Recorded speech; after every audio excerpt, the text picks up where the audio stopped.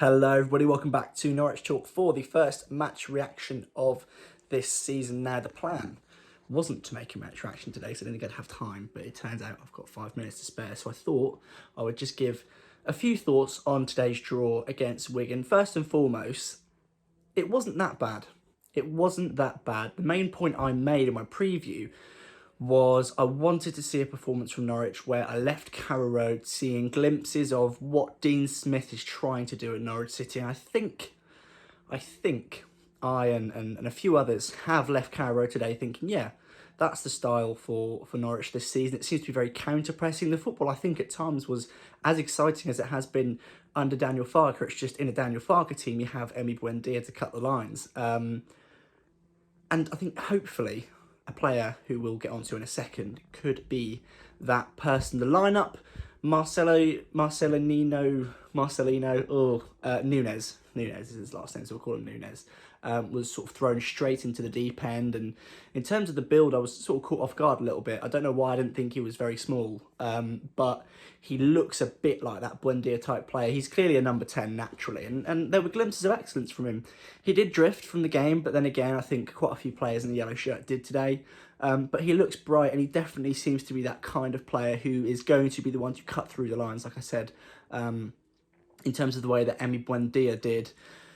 Other performers, in the first half, in the first 30 minutes, I'd say, until Wigan scored, really, I thought Norwich looked really bright. The press was really high. It was really intense. The football was pretty quick from side to side. I think Rashica was looking a bit better in terms of getting down the line and getting at players. Todd Cantwell, I thought, was superb.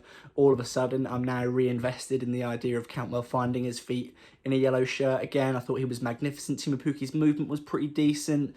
Everyone just looked quite decent, and I got the feeling, I was just sat thinking, right, it's a matter of time until we score, and down the other end, a really poor mistake from Ben Gibson. Really hasn't covered himself in glory there, and I imagine would be dropped, or will be dropped, during the week, and then again next weekend. It took the sting out of the game for Norwich, didn't it? We got to half-time at 1-0. It was a bit like, because I didn't really see it coming, but at the same time, it's just, you make an error like that in any division of football and the other team is going to score. Norwich were fairly committed in terms of men forward, and I was just a bit like, it just kind of, I think, in terms of the players and the fans, it took the wind out of everybody's sails a little bit, and hopefully Dean Smith can coach that out of Ben Gibson, because it's not good at all, is it? But Norwich came out for the second half, and again, I thought they were okay, and the goal came at a really good time for Max Aarons, who, by the way, was absolutely outstanding today. Head and shoulders above everyone else on the pitch, not only just for a yellow shirt, but I thought he was really good. Going forward, looked really good. Going back and defending as well, I thought he looked like a good one-on-one defender. Giannoulis on the other side as well, I thought today had a pretty good game defensively. Wigan were terrible. But, no disrespect to Wigan. You look at this fixture, and even as a Wigan fan, I think you would expect Norwich to dominate the ball. You'd expect Norwich to win the game. But it wasn't to be. And, if I was a Wigan fan, I'd be absolutely delighted with a point there. There was some abysmal refereeing, but it goes the same for both teams. There were times, especially in the middle of the park, where Norwich would commit a foul and nothing would get given.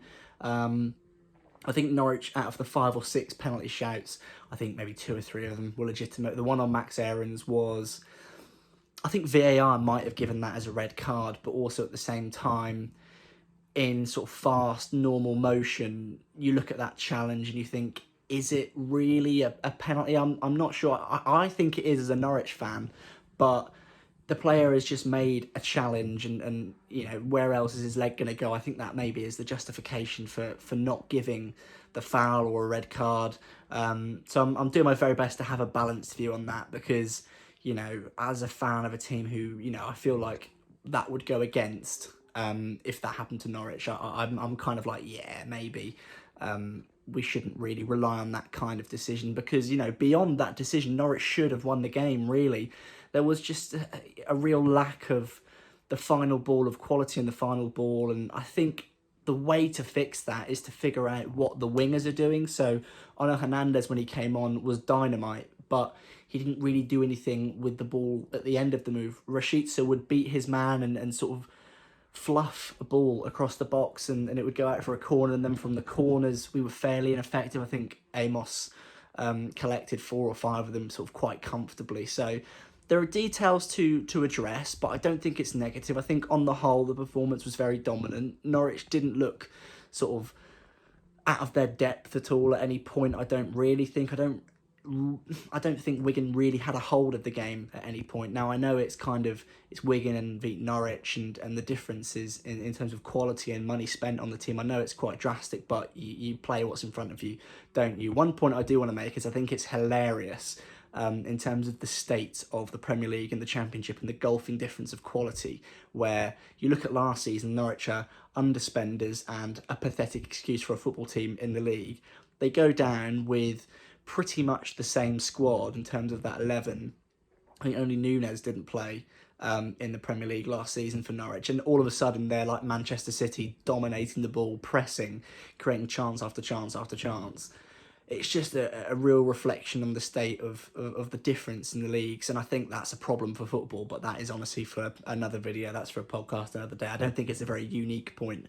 I was just sat there thinking, blimey, there is a real difference here, and it's just not great for the state of English football, and it kind of explains why certain teams bounce up and down around the leagues. One of those teams being Fulham, who got a good point against Liverpool today, which I thought was quite interesting, quite funny.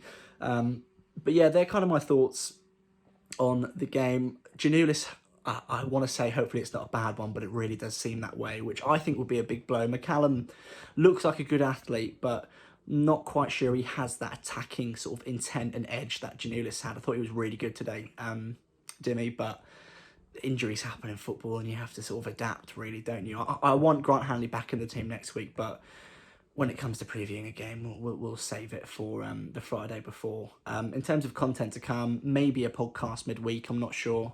Just trying to sort out a time with the person I want to do the podcast with.